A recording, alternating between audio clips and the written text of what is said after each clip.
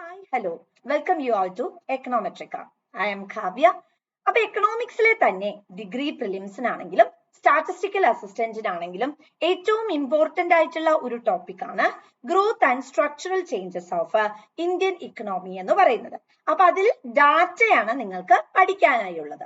Growth and structural changes എന്ന് പറഞ്ഞാൽ തന്നെ അവിടെ സൂചിപ്പിക്കുന്നത് നമ്മളുടെ ഔട്ട്പുട്ട്, ഇൻഡസ്ട്രിയൽ പ്രൊഡക്ടിവിറ്റി, അതുപോലെ നമ്മുടെ സർവീസ് മേഖല, ഇതിലെല്ലാം വരുന്ന റാപ്പിഡ് ആയിട്ടുള്ള മാറ്റങ്ങളെ കുറിച്ചാണ്.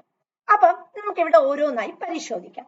ഇതിപ്പം 1960 മുതൽ 2015 വരെയുള്ള ഡാറ്റയാണ് നമ്മൾ ചർച്ച ചെയ്യുന്നത്.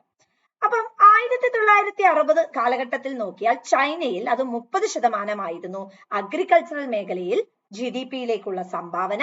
2002 15%, 2015 8.6%.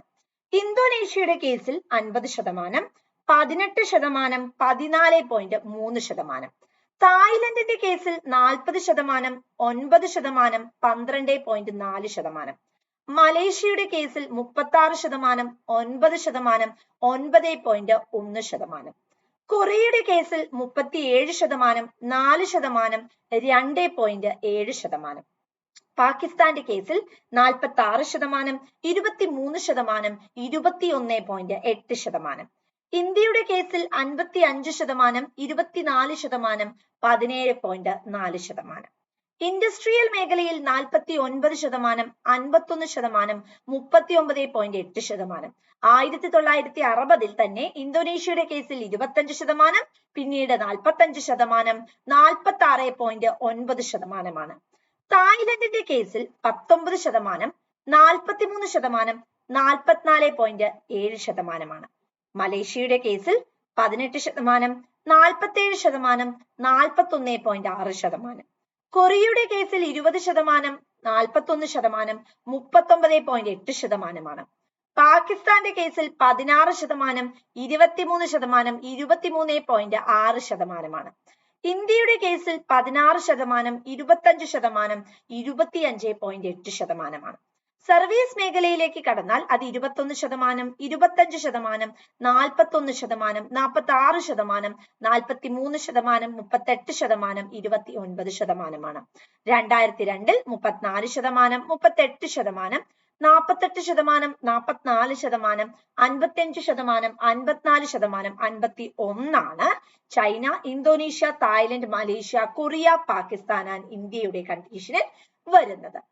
2015 അത് ഈ എല്ലാ രാജ്യങ്ങളിലും 51.6%, 38.8%, 42.9%, 49.3%, 57.5%, 54.6%, 56.9% വരുന്നത്. ഇനി എംപ്ലോയ്മെന്റ് മേഖല നമ്മൾ നോക്കിയാൽ അപ്പൊ ഇവിടെ ഏറ്റവും ഇമ്പോർട്ടന്റ് ആയി നിങ്ങൾ പഠിക്കേണ്ടത് ചൈനയും ഇന്ത്യയുമാണ്. ബാക്കിയുള്ള പാകിസ്ഥാനും ഒന്ന് നോക്കാം. ഈ മൂന്നുമാണ് ഏറ്റവും ഇമ്പോർട്ടന്റ് ആയി നിങ്ങൾ നോക്കേണ്ടത്. ഫിഗേഴ്സ് എല്ലാം പഠിച്ചു വെക്കുക. Share of employment by major സെക്ടറിലേക്ക് കടന്നാൽ ചൈനയിൽ നമ്മൾ നോക്കിയാൽ 55%, 27% അഗ്രികൾച്ചറൽ മേഖല, ഇൻഡസ്ട്രിയൽ മേഖലയിൽ 19%, 24%, സർവീസ് മേഖലയിൽ 26%, 49%. തൊഴില് അതാണ് ഉദ്ദേശിക്കുന്നത്. ഇന്ത്യയുടെ കേസിലേക്ക് നമ്മൾ പോയി കഴിഞ്ഞിട്ടുണ്ടെങ്കിൽ 63%, 44%, 15%, 25%, 22%, 31%. ഇന്തോനേഷ്യയുടെ കേസിലേക്ക് കടന്നാൽ 53%, 31%, 14%, 22%, 33%, 46%. ജപ്പാന്റെ കേസിലേക്ക് കടന്നാൽ 7%, 4%, 35%, 27%, 58%, 70%. മലേഷ്യയുടെ കേസിൽ 26%, 12%, 27%, 27%, 46%, 61%. പാകിസ്ഥാന്റെ കേസിൽ 48%, 42%, 20%, 20%, 33%, 38%.